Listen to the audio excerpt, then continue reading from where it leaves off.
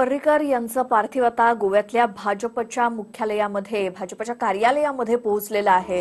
त्यांच्या निवासस्थानापासून त्यांच्या पार्थिवाचा प्रवास जो सुरू झाला लष्कराच्या सजवलेल्या गाडीतून आणि ते पार्थिव आता भाजपच्या कार्यालयामध्ये जाऊन पोहोचले। तिथे काही वेळ अंत्यदर्शनासाठी हे पार्थिव ठेवलं जाईल आणि मनोहर पर्रीकर यांचं हे पार्थिव आपल्याला स्पष्टपणे दिसतंय।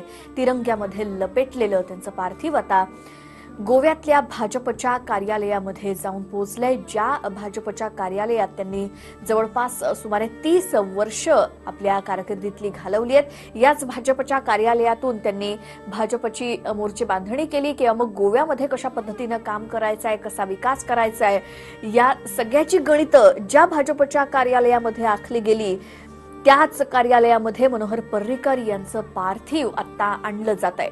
भाजपच्या कार्यालयात हे पार्थिव दाखल झालंय।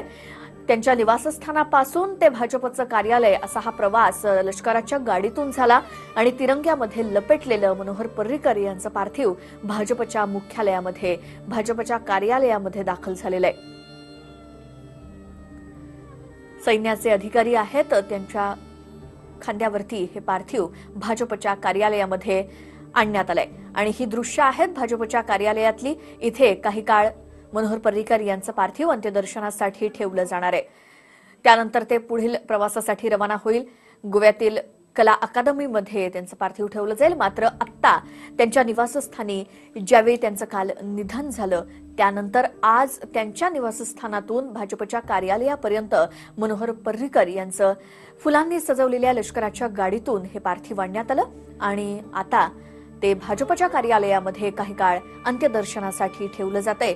त्यावेळची ही दृश्य आणि जी डावीकडची दृश्य आहेत ती भाजपच्या कार्यालयामध्ये मनोहर पर्रीकर यांचं पार्थिव ठेवलेल्याची आणि सगळी दृश्य लाईव्ह आपल्याला TV9 मराठीवरती पाहायला मिळतात। आमचे प्रतिनिधी गोव्यातून आपल्यापर्यंत ही दृश्य पोहोचवतायत। गोव्यातल्या नागरिकांचा आपला नेता आज त्यांच्यातून हरपलाय आणि त्यांचं पार्थिव ज्यावेळी भाजपच्या मुख्यालयामध्ये नेलं जात होतं त्यावेळची उजवीकडची दृश्य आणि डावीकडे त्यांचं पार्थिव हे भाजपच्या कार्यालयामध्ये ठेवलेल्याची दृश्य आणि आता भाजपचे अनेक कार्यकर्ते गोव्यातले असतील किंवा गोव्याच्या बाहेरून सुद्धा मनोहर पर्रीकर यांच्या अंत्यदर्शनासाठी दाखल झालेले आहेत। अंत्ययात्रेमध्ये त्यांच्या गाडीच्या सोबत सुद्धा अनेक त्यांचे राजकारणातले स्नेही नेते मंडळी होते आणि गोव्यातले सामान्य नागरिक सुद्धा होते।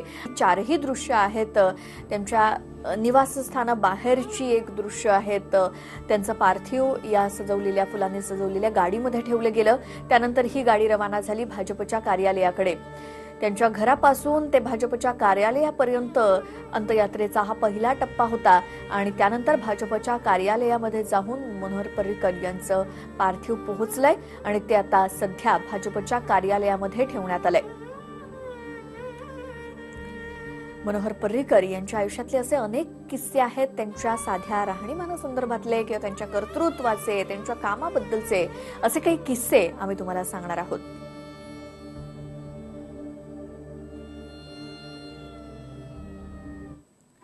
त्यातला एक किस्सा म्हणजे पर्रीकरांना निरनिराळ्या मार्गांनी लाच देऊन त्यांची प्रतिमा डागाळण्याचे अनेक प्रयत्न झाले, पण पर्रीकर कशालाच बदले नाहीत। पर्रीकरांच्या धाकट्या मुलाला एकदा स्ट्रोकचा प्रचंड त्रास सुरू झाला। जीव वाचवायचा असेल तर तातडीनं मुंबईला न्यावं लागेल असं डॉक्टरांनी सांगितलं आणि त्यावेळी मोदी नावाच्या एका उद्योगपतीनं स्पेशल विमानानं त्याला मुंबईला नेलं। त्याला स्ट्रेचरवरून न्यायचं असल्यामुळे विमानातील 6 सीट्स काढण्यात आल्या आणि त्याचे पैसे मोदीने भरले। पर्रीकरांच्या मुलाचा जीव वाचला। या मोदीचे मांडवी नदीमध्ये अनेक कसिनो आहेत आणि तिथे त्यानं काही अवैध बांधकामं केली होती। ती बांधकामं पाडण्याचे आदेश पर्रीकरांनी दिले होते।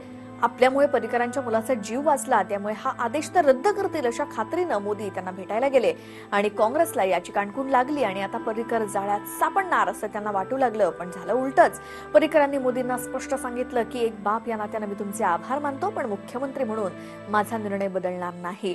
त्या संध्याकाळीच सगळे अवैध बांधकामं उद्ध्वस्त करण्यात आली। इतकंच नव्हे तर त्यांनी त्या 6 सीट्सच्या विमानातल्या 6 सीटच्या भाड्याचे पैसे सुद्धा त्या मोदीला देऊन टाकले। असा हा एक किस्सा होता.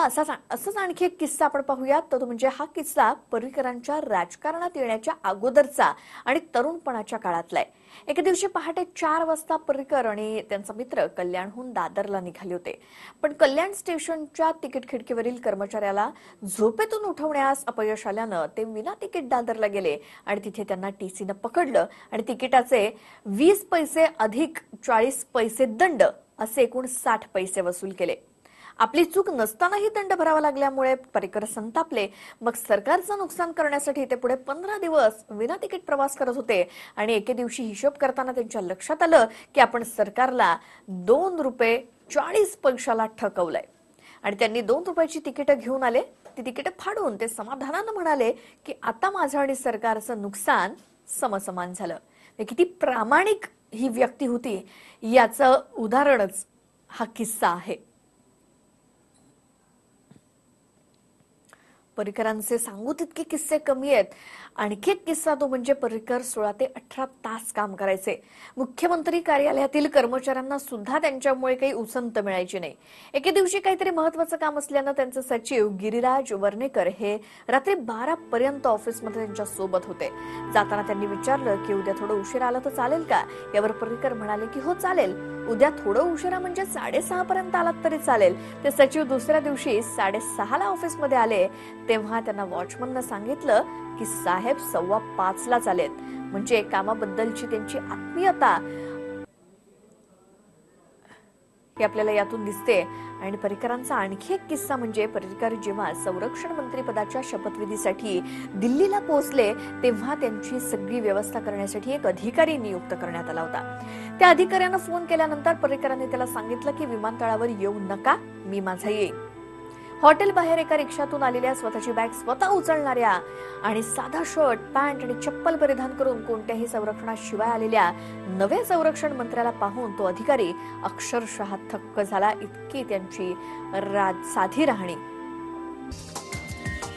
हा व्हिडिओ तुम्हाला आवडला असेल तर असे आणखी व्हिडिओ पाहण्यासाठी TV9चं YouTube चॅनल सबस्क्राईब करा, बेल बटन दाबा. ताज्या घडामोडींसाठी लॉग ऑन करा tv9marathi.com.